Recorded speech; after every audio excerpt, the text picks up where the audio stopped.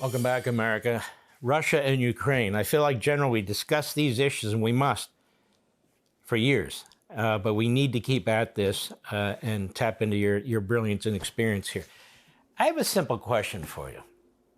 Other than Ukraine's, inventiveness in terms of offensive weapons and drones and trying to hit targets in Russia, if the West, whether it's Europe, whether it's us, whether it's a combination of us, don't provide Ukraine with the weapons necessary to hit the interior of Russia and to hit their military sites and so forth and so on, I just don't see the former KGB agent Putin, and I can see his behavior over the course of the last several years here. I just don't see him sitting down, agreeing to a peace deal that makes any sense other than essentially Ukraine surrendering all of the land it's already lost and without any serious security arrangements going forward. I just don't see it. Am I wrong?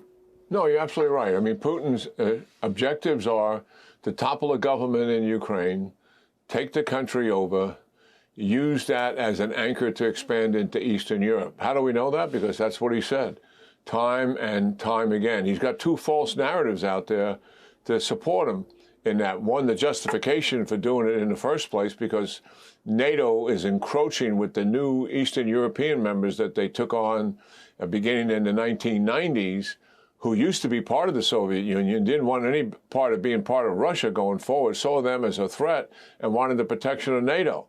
Putin turns that around and says Eastern Europe is encroaching on us. And that is a security problem that we have. That is absolute rubbish. But there's people in the United States who have bought into that false narrative. There's no offensive weapons on the Eastern European border. There's no designs in NATO or in any one of those countries to invade Russia. We don't even have enough troops there to defend the eastern boundaries, to be quite frank about it, much less conduct some kind of offensive operation. That's an absurdity. False narrative, and people buy into it. The second false narrative, and it gets to the heart of the issue here, is we're winning this war, and it's inevitable we're going to win.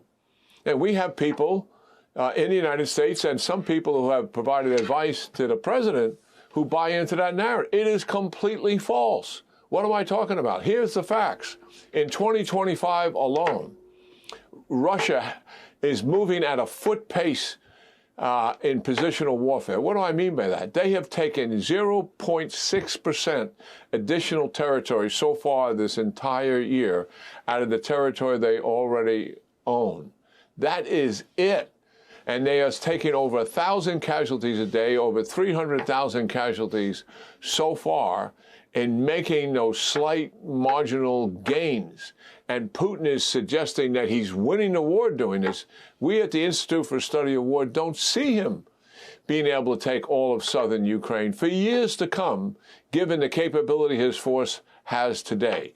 Poorly led and poorly trained, well equipped, to be sure, but huge institutional problems. Despite the fact they're fighting a smaller nation and a much poorer nation that doesn't have the defense industrial base that they have.